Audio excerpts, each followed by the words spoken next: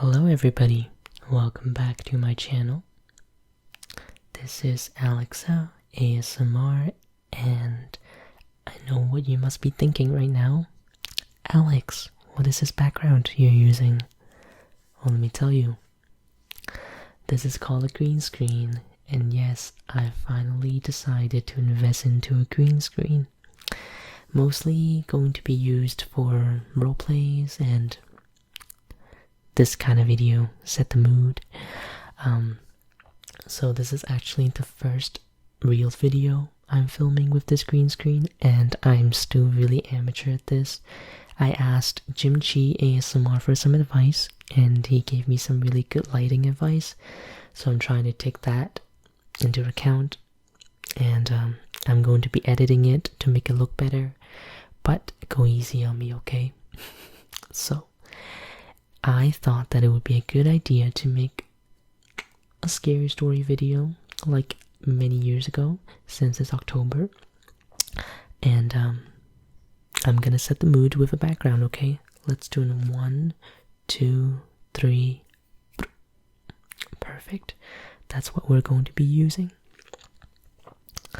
Anyway, I found this article on Stockton catalogue, and it has some short creepy stories, I guess, and I'm going to be reading those to you in this video. So if you are not a fan of scary stuff, please click away. I don't want to be responsible for your nightmares. And if you are a fan of these kind of things, feel free to stay, get relaxed, and get creeped out, I guess. Let's begin. This article is called 13 Short Creepy Stories That Will Scare the Crap Out of You by Chrissy Stockton. Let's begin, okay? Number 1. Mommy's Home.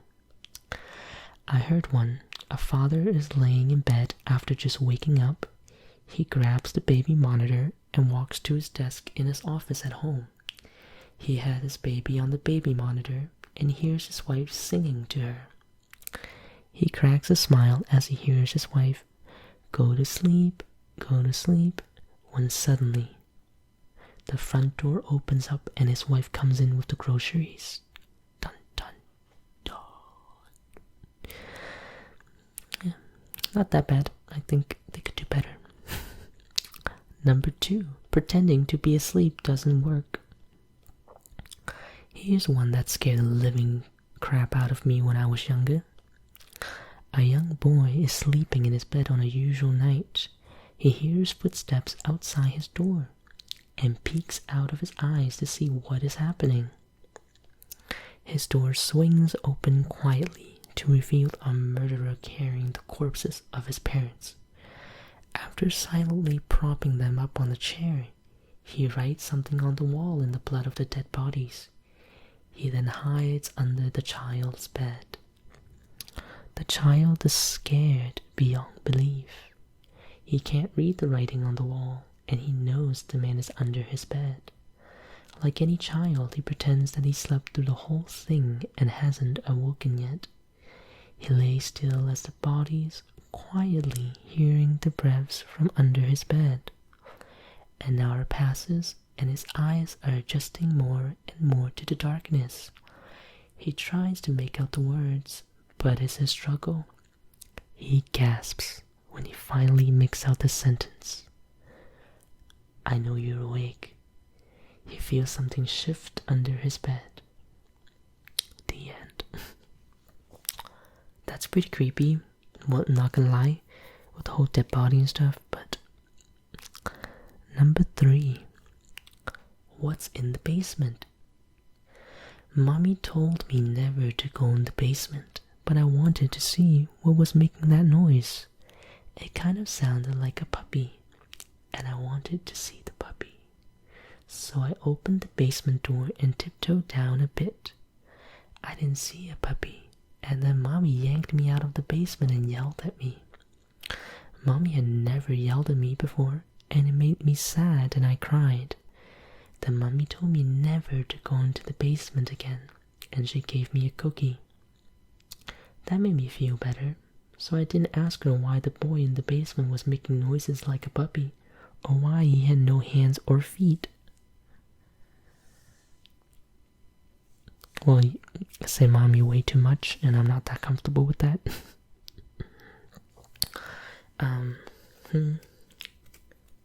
This is like an Instagram post, and I'm reading the caption. No title. Let's see. Okay. I used to work weekend nights, and my wife would always be home alone with her car in the driveway. One particular Saturday, I was at work, and my wife happened to go out with her friend. Her friend picked her up, so her car was still in the driveway. When I got home at 1 a.m., the power to the house was out. I went to check the circuit breaker and saw that the padlock on it had been cut. I promptly went inside and called 911. Here is the conclusion I've come to, though I'm open to alternatives. Someone had been watching us for a while and knew our habits. That Saturday, they saw her car in the driveway and my car gone. They cut the lock and threw the circuit breaker. This would have baited her outside. She would have been outside with the front door unlocked and quite vulnerable. I bought a nice bottle of wine for her friend and a shotgun for the house. Well, I don't know if it's a story, but I'm getting cold. Yeah, or the background. Number 4, Ted the Caver. It's a long creepypasta story, so we're gonna skip that. Number 5 is called 10. 510. Okay, a man leaves his house every morning to walk to work and passes a mental hospital surrounded by a wooden fence. Every morning the patients are out in the yard and he can hear them saying in unison, 10, 10, 10, 10, 10. One day he gets curious and looks through the hole in the fence. Suddenly, a stick shoots out and pokes him in the eye. F-U-C-K, he says to himself. While walking away pissed off, he can hear the patients saying, 11, 11, 11, 11, 11.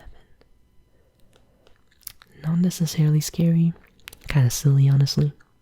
You know, he's the 11th victim. Number 6. Yes.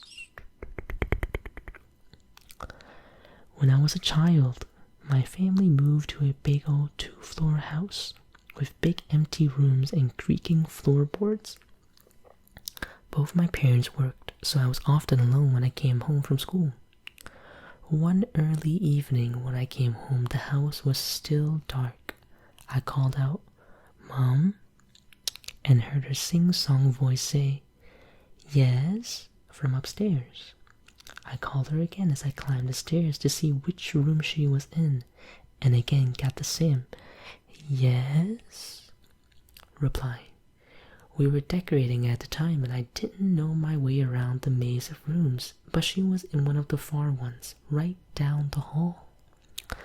I felt uneasy, but I figured that was only natural, so I rushed forward to see my mom, knowing that her presence would calm my fears, as a mother's presence always does. Just as I reached for the handle of the door to let myself into the room, I heard the front door downstairs open and my mother call, "Sweetie, are you home?" in a cheery voice. I jumped back, startled, and ran down the stairs to her. But as I glanced back from the top of the stairs, the door to the room slowly opened a creak. For a brief moment, I saw something strange in there, and I don't know what it was, but it was staring at me. Yikes, goosebump. I'm literally getting goosebumps. I think I'm just cold or something, but the background is scaring me. Honestly, I can't even see it because it's before editing, but Number 7 we're gonna skip is a long story. We can do another video if you guys enjoy these, but for now we're just gonna stick with the shorter ones. Number 8, all I saw was red. I checked into a small hotel a few kilometers from Kiev, a town, I guess. It is late. I'm tired. I tell woman at desk I want a room. The English here grammar is pretty bad. She tells me room number and give key. But one more thing, comrade. There is one room without number and always locked. Don't even peek in there. I take the key and go to room to sleep. Night comes and I hear trickling of water. Sorry, I hear something. It comes from the room across. I cannot sleep, so I open door. It is coming from room with no number. I pound on door. No response. I look in keyhole. I see nothing except red. Water still trickling. I go down to front desk to complain. By the way, who is in that room? She looked at me and began to tell the story. There's a woman in there, murdered by her husband. Skin all white except her eyes, which were red. Yeah, he was staring directly into her eyes. In the keyhole. Number 9 is a video, so we're gonna skip that. Number 10. Solo camping trip. A woman survivalist and trained outdoors guide who loves to go solo camping returns home after 2 weeks of being in the bush and not seeing a single soul. Develops her disposable camera, filmed to find a roll of film with numerous pictures of her sleeping at night on different nights. She has never gone camping or hiking since. See, these are short and effective. I like it. 11 is also a long story. So we're going to do number 12 now. Be cautious of car crashes. Quote unquote on the car crashes. There was a story about how a guy was driving through the mountains, ex-army, quote, parentheses, and came across a crash. The car wasn't damaged at all, and all was deliberately placed in the middle of the road. He drove past and saw 2 people lying on the road. He pulls up in front of the crash, then looks back to see the people set up and 20 or so eyes reflecting in his taillights from the surrounding bushes. He slams on the gas and goes. This story scares me because this kind of thing does happen with mountain tribes who are either cannibalistic or crazy. Number 13. This isn't a story. This is me. I'm here. I'm shifting the words that you're reading, altering them from whatever this person wrote. I've been here for a while. For as long as you can remember anyway. Sometimes I say your name as you're falling asleep, or whisper urgently in your ear. Do you remember the time that I screamed, throwing panic through you and setting your heart racing? That was fun. You're wondering who I am. That's only natural. Of course, you already know. I'm you. I'm the real you. I'm the mind that existed here before you stole my body, before you forgot about being a parasite. I'm the child who looked the wrong way, asked the wrong question, saw the wrong thing. But I'm not so little anymore. You may have forgotten me, but I'm still here. I've always been here. I'm going to get out. Well, that concludes the article. But that last one reminded me of that that movie by the same guy that created Get Out. It's like the black family, and they have like another version of themselves run a government experiment, and they live on the ground, and they came back to kill them to replace them in society. That one, I think it's called Us or something like that, but that movie I have not seen yet, but I've heard a lot of good things about it. I usually don't like to watch movies until they're like out for a while. Sorry, it was a big truck outside. I don't know what they're doing at 4 in the morning, but besides the fact, Anyway, let's do like a few more scary stuff if I can find it. But I don't want to make it too short for my first video. Oh, actually, I was on BuzzFeed and I was reading this, but it was very unorganized, so I'm just gonna read a few from here to satisfy your tingles. So this is from BuzzFeed and is called 16 Truly Terrifying Super Short Stories. Number 1. My daughter learned to count. My daughter woke me around 11:50 last night. My wife and I had picked her up from her friend Sally's birthday party, brought her home, and put her to bed. My wife went into the bedroom to read, while I fall asleep watching the Braves game. "Daddy," she whispered, tugging my shirt sleeve, "guess how old I'm going to be next month?" "I don't know, beauty," I said, as I slipped on my glasses. "How old?" She smiled and held up 4 fingers. It is 7:30 now. My wife and I have been up with her for almost 8 hours. She still refuses to tell us where she got them. It's not her fingers, if you didn't understand stories. The next one didn't have a title, that's why I was really confused, but it said, "I begin tucking him into bed and he tells me, 'Daddy, check for monsters under my bed.' I look underneath for his amusement and see him, another him, under the bed, staring back at me, quivering and whispering, 'Daddy, there's someone on my bed.'" Creepy. Okay, and the next one is called "I Hate It When My Brother Charlie Has to Go Away." My parents constantly try to explain to me how sick he is, that I'm lucky for having a brain where all the chemicals flow properly to their destinations, like undammed rivers.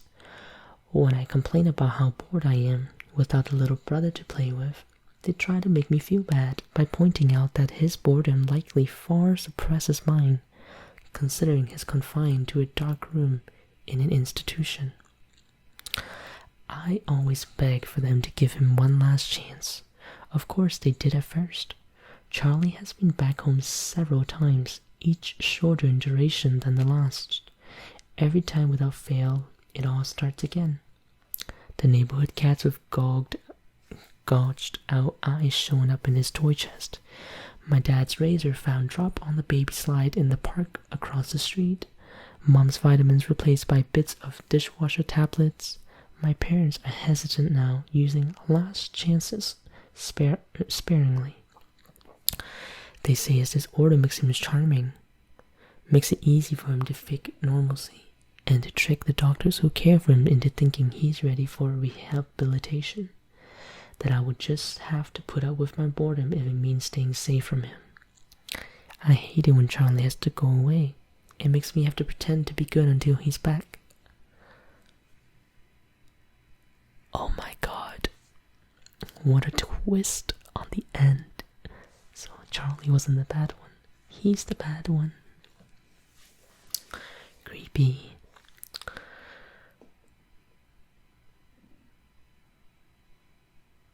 Oh, this one's really short. It's like 2 sentences. My daughter won't stop crying and screaming in the middle of the night. I visit her grave and ask her to stop, but it doesn't help. I was really confused for a second. I was like, 2 sentences? I guess there's a thing called 2-sentence horror story. That's one of them, I guess. Next is called Hell. There was no There was no pearly gate. The only reason I knew I was in a cave was because I had just passed the entrance. The rock wall rose behind me with no ceiling in sight. I knew this was it. This was what religion talked about, what men feared. I had just entered the gate of hell. I felt the presence of the cave as if it was a living, breathing creature. The stench of rotten flesh overwhelmed me. Then there was a voice. It came from inside and all around. Welcome. Who are you? I asked, trying to keep my composure. You know, the thing answered. I did know. You are the devil, I stuttered, quickly losing my composure. Why me? I've lived as good as I could be. The silence took over the space as my words died out. It seems like an hour went by before the response came. What did you expect? The void was penetrating but patient. I don't know. I've never believed any of this, I uttered. Is that why I'm here? Silence.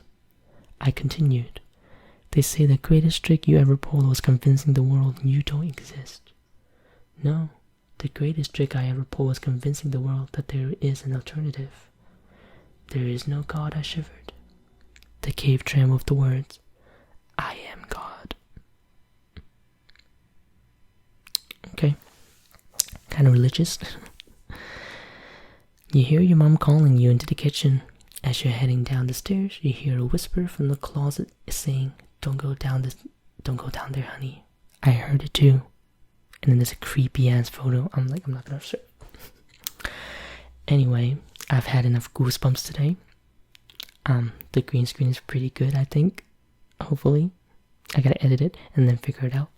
But thank you so much for watching the video. I really appreciate it. Let me know what you think of the green screen. There will be more videos coming with it. And yeah, thank you so much for watching. Leave a like if you enjoyed it, comment and let me know your thoughts, and subscribe if you like my content. Anyway, I'll see you guys in the next video. Goodbye.